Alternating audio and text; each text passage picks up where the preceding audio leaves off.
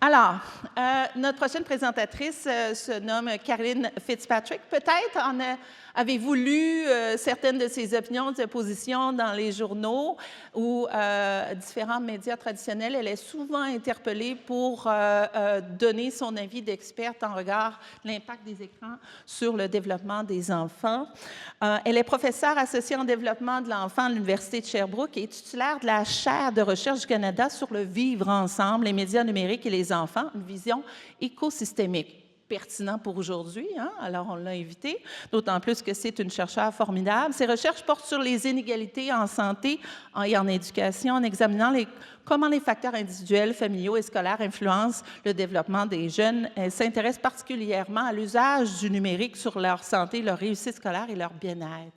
Alors certaines des questions qui ont été posées plus tôt pourront être répondues en partie peut-être via sa conférence. Alors bienvenue Caroline et merci d'être ici aujourd'hui.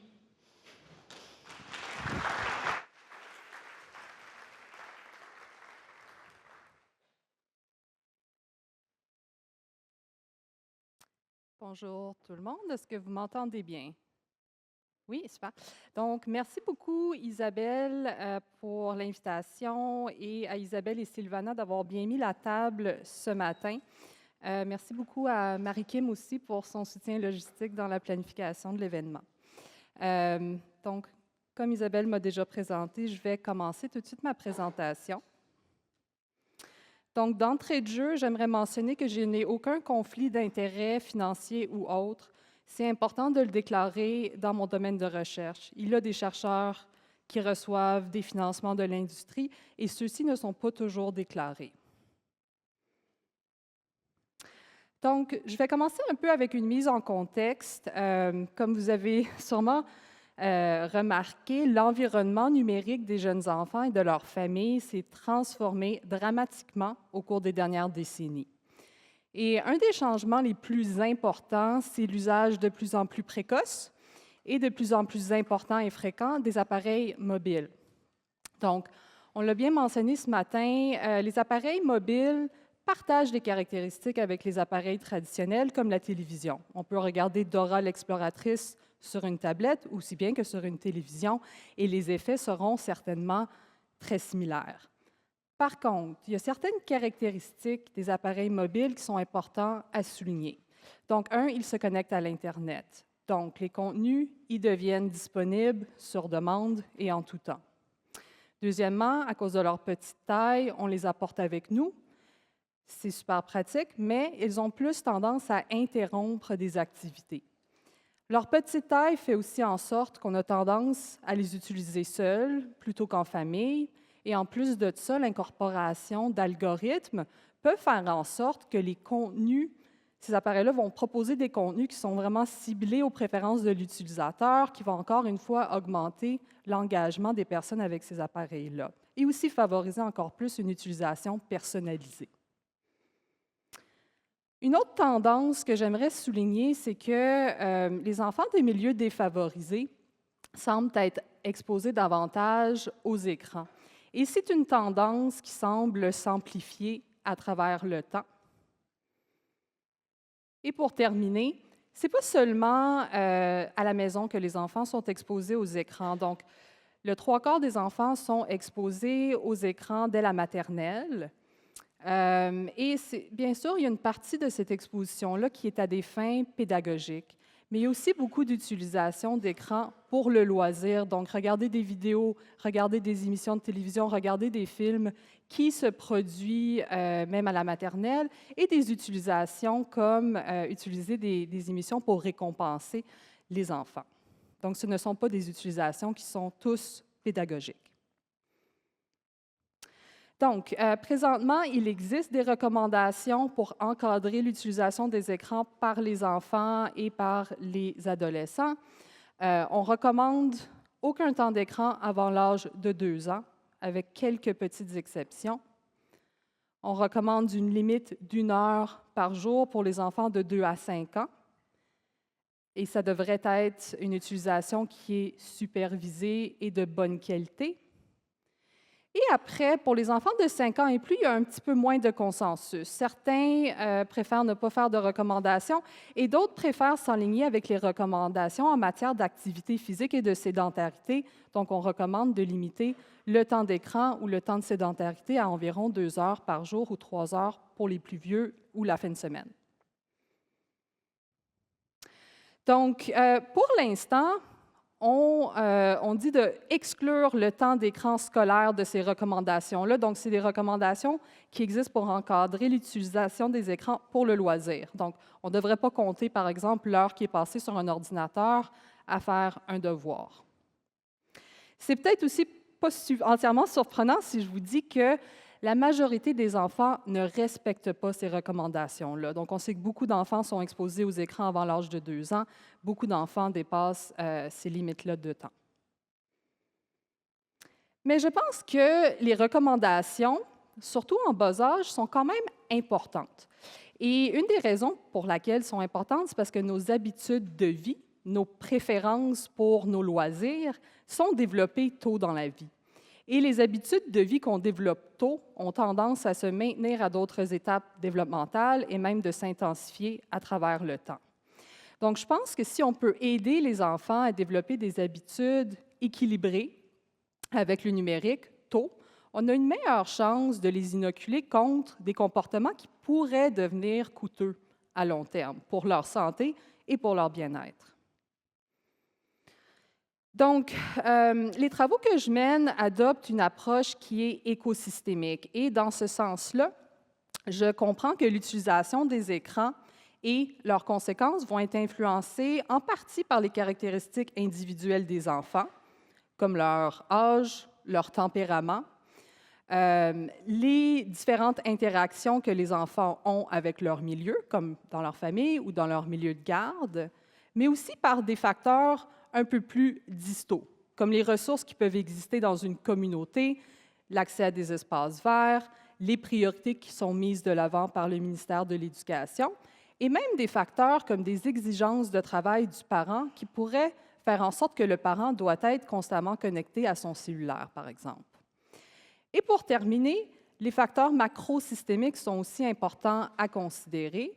Et ceux-ci peuvent faire référence, par exemple, aux lois qui existent pour encadrer comment l'industrie utilise les données personnelles des utilisateurs ou crée des algorithmes.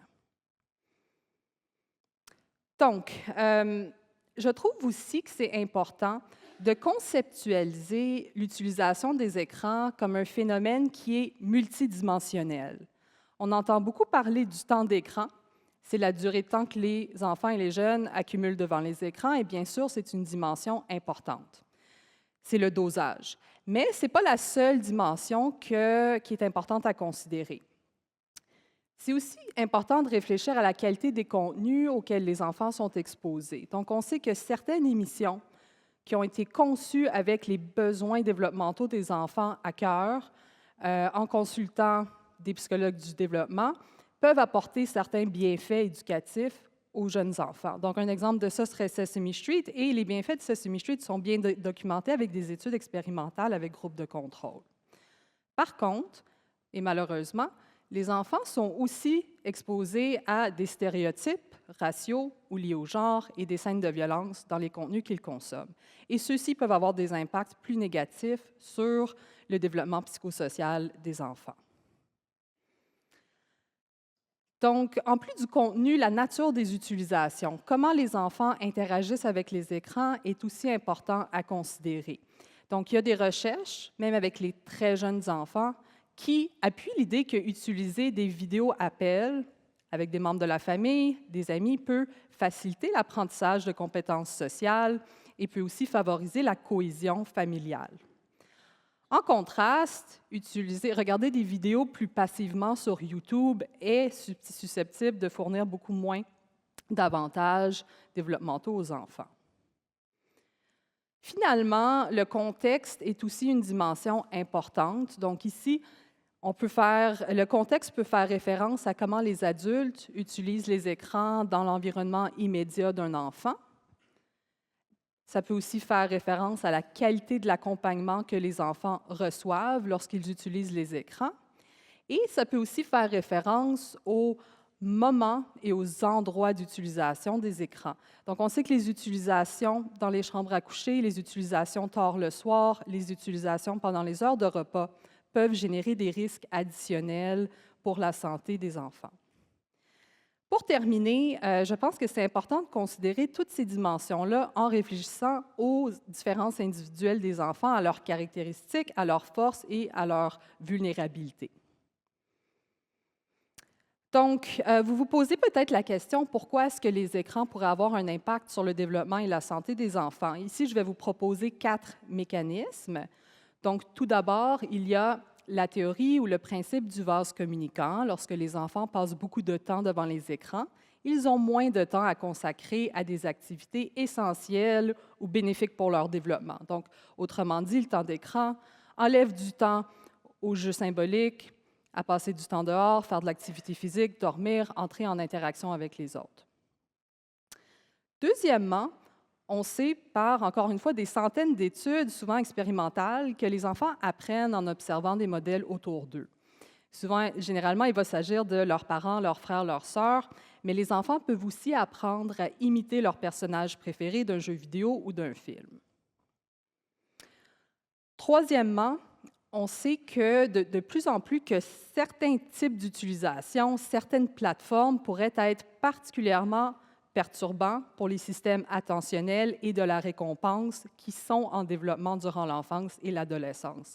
Ici, on pourrait penser à des plateformes qui incorporent des stratégies de renforcement virtuel, des cœurs rouges, des prix pour une utilisation qui est continue, l'utilisation de loot box. Donc, c'est toutes des stratégies qui sont associées avec plus de difficultés sur le plan de la santé mentale chez les utilisateurs. Dernièrement, on se préoccupe aussi beaucoup de l'utilisation des écrans par leurs caractéristiques physiques mêmes. Donc, les tablettes et les appareils mobiles ont tendance à être utilisés plus proches des yeux. Et plusieurs ophtalmologues ont noté une augmentation importante des taux de myopie, même très jeunes. On sait aussi que la lumière bleue peut compromettre la qualité du sommeil. Donc, aujourd'hui, mes 2 objectifs vont être de vous aider à mieux comprendre l'impact des écrans sur la santé des enfants et aussi de mieux comprendre l'impact des écrans sur les adolescents. Donc, je vais faire ça en 2 temps en vous présentant les travaux de mon équipe. Donc, je vais commencer en 2019. Donc, en 2019, j'ai reçu mon premier gros financement en début de carrière. J'étais professeure en Nouvelle-Écosse à l'époque. Et l'objectif du financement était d'étudier comment l'utilisation de nouveaux appareils, dont les appareils mobiles et les appareils traditionnels, pourraient influencer ou contribuer au développement global des jeunes enfants. Donc, c'est un financement que nous avons reçu en 2019. Nous avions prévu commencer notre collecte de données à l'hiver 2020. Et comme vous vous souvenez peut-être, nous avons vécu la pandémie justement à ce moment-là. Mais on a pu, avec des transformations, en transformant tous nos questionnaires en questionnaires en ligne, poursuivre nos recherches durant la pandémie. Donc, c'était une étude en 3 temps. On a recruté environ 300 familles néo-écossaises qu'on a suivies lorsque les enfants avaient 3 ans et demi, 4 ans et demi et 5 ans et demi. C'est les mêmes familles à travers le temps. Donc, qu'est-ce qu'on a observé comme résultat? Donc, tout d'abord, ici, je vous présente les résultats de mon étudiante Marie-André Binet. Et ce que Marie-André Binet a fait, c'est qu'elle a décrit les différents utilisateurs des écrans. Donc, à l'âge de 3 ans et demi, elle a trouvé qu'il y en avait environ 15 % des enfants qui respectaient la recommandation d'1 heure ou moins par jour. Environ 50 % de l'échantillon passait entre 1 et 4 heures de temps d'écran par jour. Et elle a aussi identifié un groupe d'utilisateurs intensifs qui passaient plus de 4 heures par jour à utiliser les écrans. Donc, Marie-André voulait savoir, bien, 1 an plus tard, est-ce que ces enfants-là se distinguent sur leur développement? Donc, est-ce qu'il y a une association avec leur développement global? Donc, elle a mesuré le développement global à l'aide d'un outil de dépistage qui permet de distinguer les enfants qui démontrent un risque au niveau de leur développement global et ceux qui n'en montrent pas. Donc, ce qu'elle a observé, c'est que pour les enfants qui avaient respecté la recommandation, on en a environ 7 % qui démontrent un risque au niveau de leur développement global, Ce numéro-là s'élève à 13 pour les enfants qui passaient entre 1 et 4 heures par jour. Et pour le groupe intensif, on est à environ 25 qui démontrent un risque. Donc, ça demeure des relations corrélationnelles, mais on a quand même l'émergence d'associations dose-réponse. On a regardé de façon séparée les tablettes et on trouve des résultats qui vont dans le même sens. Plus de temps de tablettes, un moins bon développement global.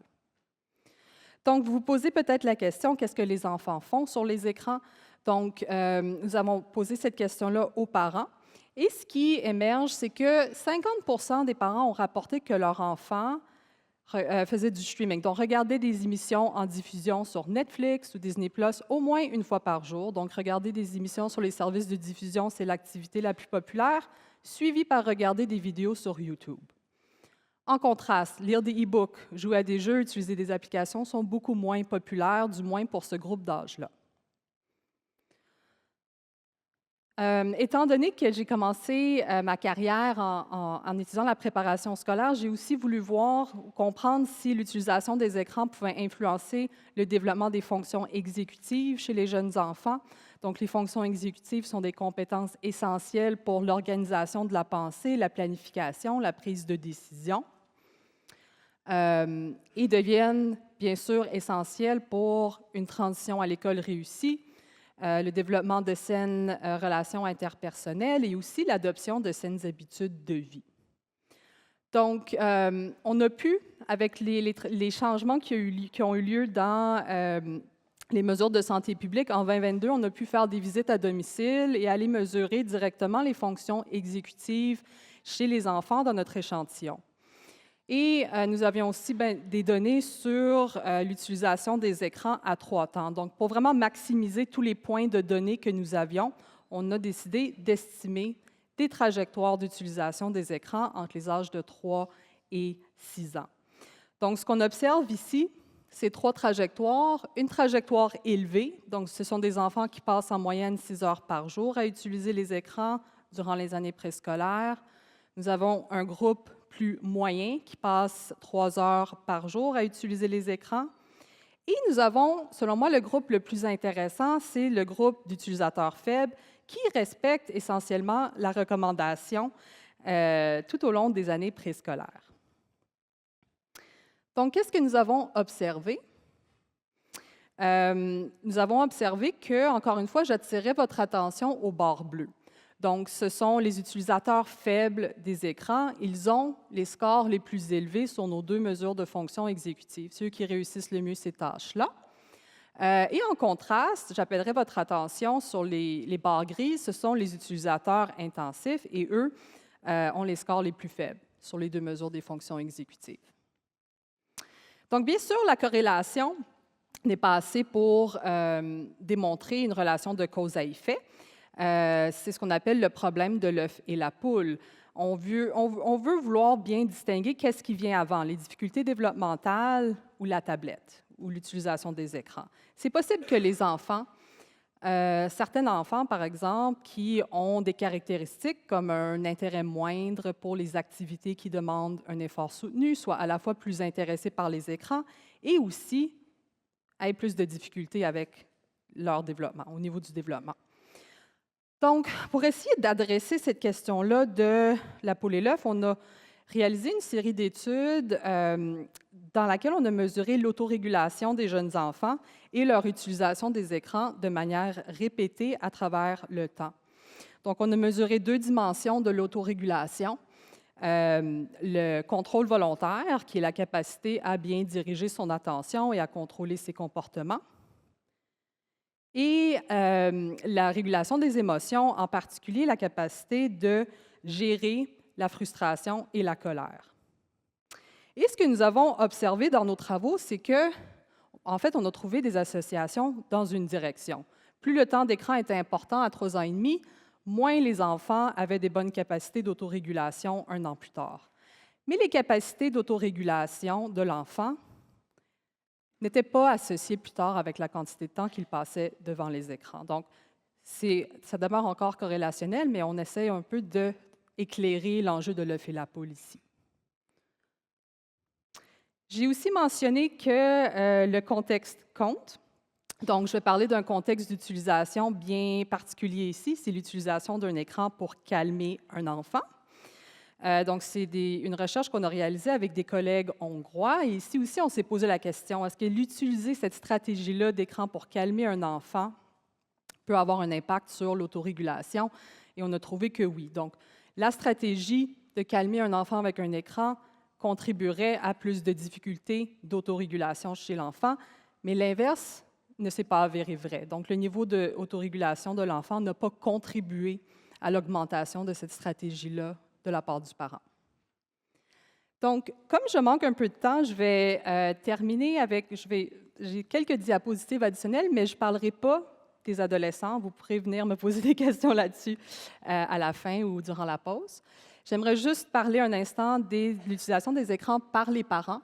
Donc, on sait que l'utilisation des écrans par les parents est un déterminant des utilisations par l'enfant. Donc, il ne faut pas regarder l'enfant en silo, il faut considérer tout le contexte familial.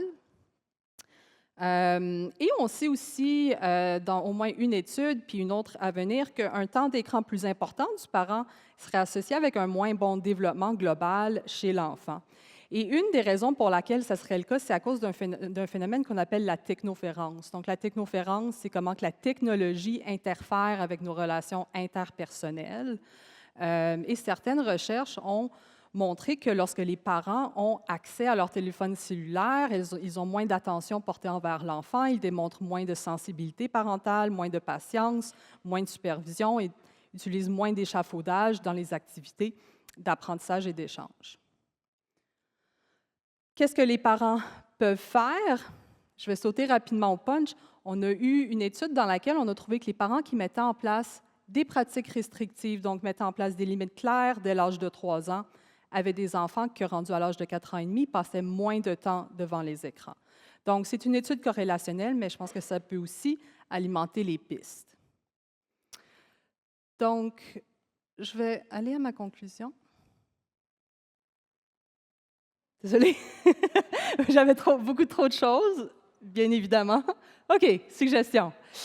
Surtout pour les enfants et les familles. Donc, je pense que c'est important en société, pas juste de culpabiliser. Je pense que les parents ont besoin d'être accompagnés dans comment installer des habitudes saines avec le numérique. Pour les plus jeunes, on a quelques données qui appuieraient que la mise en place de règles et limites claires sur les temps d'utilisation, les contextes et les contenus semble être efficace. Il faut soutenir, bien sûr, les parents là-dedans. Puis une suggestion qui est souvent émise par les organismes pédiatriques, c'est d'utiliser un plan médiatique familial, et je vais vous en montrer un exemple. Les plus jeunes devraient être accompagnés dans leur utilisation, et pour les parents, c'est important aussi de montrer un bon exemple. Pour les milieux de garde, l'école, je pense qu'on doit commencer à plus systématiquement former le personnel enseignant sur les impacts possibles des écrans. Je pense que c'est important d'éviter, limiter le temps d'écran de loisirs dans les milieux scolaires et de garde. Et à l'inverse, je pense que c'est aussi pertinent de s'assurer que les écoles deviennent ou demeurent des endroits privilégiés où les enfants sont initiés au mouvement, l'activité physique et d'autres activités sans écran. Voici un exemple de plan familial retiré du site web Pose ton écran. Mon équipe fabrique aussi beaucoup d'infographies pour traduire nos résultats d'une façon qui est plus facile à digérer pour les parents. Si ce genre de matériel vous intéresse, vous pouvez m'écrire. Quelques sites web que je trouve très intéressants et utiles. Et finalement, merci pour votre attention et on s'en parle après.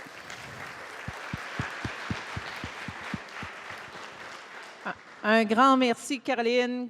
Caroline, peut-être qu'on va pouvoir acheminer la présentation. Attends un petit peu, on va avoir des questions aussi. Ta présentation aux gens qui vont pouvoir découvrir peut-être les diapositives qui n'ont pas eu le temps de voir. Est-ce qu'on a le temps peut-être? On va prendre le temps pour une ou deux questions. Est-ce qu'il y a des gens qui aimeraient poser une question?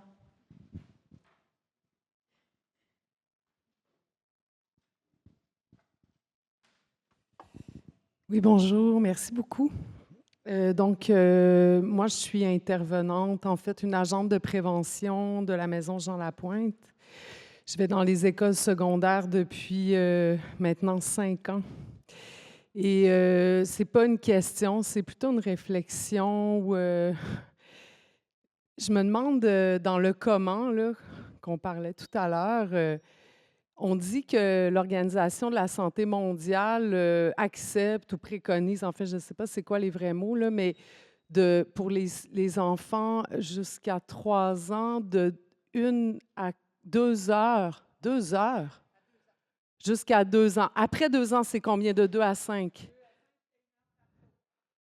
2 à 5. Et après 5 ans, c'est combien? OK. Comme les sociétés de l'activité physique vont dire 2 heures pour les 5 ans et plus. OK. Donc, 2 heures de temps sédentaire total. On a dit tout à l'heure qu'on avait le droit de dire des choses choquantes. OK. Moi, je suis choquée. Parce qu'en fait, c'est comme si en ce moment, on nomme pas quelque chose, puis on fait le tour. C'est comme de la drogue, en fait, là, les écrans. Là.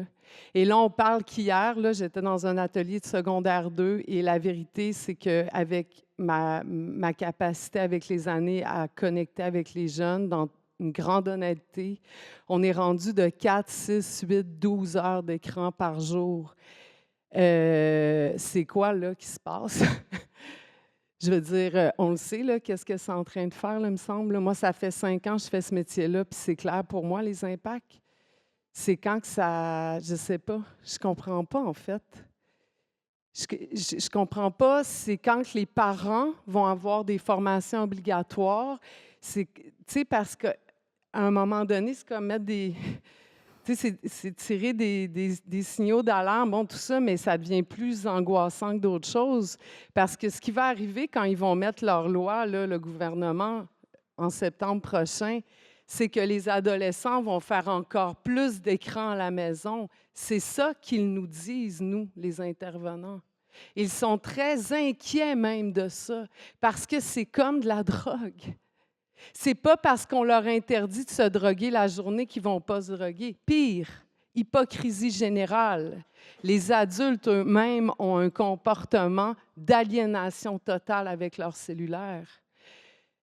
Je sais pas, là, il y a un nombre effarant de TDAH qui est en train d'augmenter avec des troubles d'impulsivité, de la rage. Ce n'est pas des red flags, ça, pardon pour l'anglicisme. C'est un signe de dépendance. Je ne sais pas, j'avais besoin d'exprimer ça. Merci de m'avoir écouté.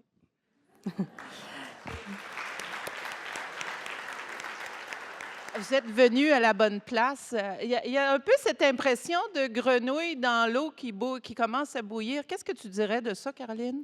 Mais je pense que les sentiments qui viennent d'être partagés, sont pas, tu n'es pas la seule à penser comme ça. Il y a des chercheurs en addiction qui ont commencé en étudiant les comportements des jeunes par rapport à leur consommation, qui maintenant se tournent vers les écrans, puis ils voient beaucoup des mêmes mécanismes en place. Donc, des utilisations qui sont plus longues que ce qui avait été prévu, des temps d'utilisation qui augmentent, le déplacement d'activités importants. Donc, je pense qu'il existe des préoccupations. Et certains vont recommander qu'on utilise des stratégies de réduction des méfaits, comme on fait pour limiter les dommages liés à la consommation. Donc, je pense qu'il y a des efforts qui arrivent là-dedans, mais il y a aussi le côté de l'industrie. L'industrie crée un produit qui est nocif. Et limite, moi, je peux accepter ça pour les adultes, mais on ne devrait pas exposer un enfant quand les jouets font plus d'évaluation rigoureuse qu'une application digitale. Pour les enfants, ce n'est pas correct. Il faut protéger les enfants. Il faut que les lois en arrivent à pouvoir mieux protéger les utilisateurs vulnérables et les jeunes. Merci beaucoup. Il faut continuer à s'impliquer. Il ne faut pas se décourager, par contre. Une dernière question, puis après ça, pour ceux qui n'auront pas eu la chance de parler à Caroline, allez-y la voir pendant les périodes de... Merci beaucoup de me donner cette opportunité de poser ma question. Pendant la pause, j'ai eu l'opportunité de discuter avec un technopédagogue et puis j'aimerais savoir c'est quoi le temps à l'écran. Parce que le technopédagogue me disait à l'école, on trouve souvent important d'utiliser des tablettes pour certains exercices. Donc, je me demandais, est-ce que le temps à l'écran inclut le temps d'apprentissage avec les écrans à l'école. Donc, les recommandations que j'ai présentées sont seulement pour le temps d'écran de loisirs, donc temps d'écran pour le travail rémunéré ou pour l'école devrait être exclu. Par contre, il y a certains qui commencent à questionner cette distinction-là parce que ce soit pour l'école ou pour le loisir, il y a quand même des effets physiologiques des écrans qui pourraient être présents. Donc, cette distinction-là, pour l'instant, existe. On distingue le loisir et le scolaire. Grand merci, Caroline. Encore bravo pour une belle présentation.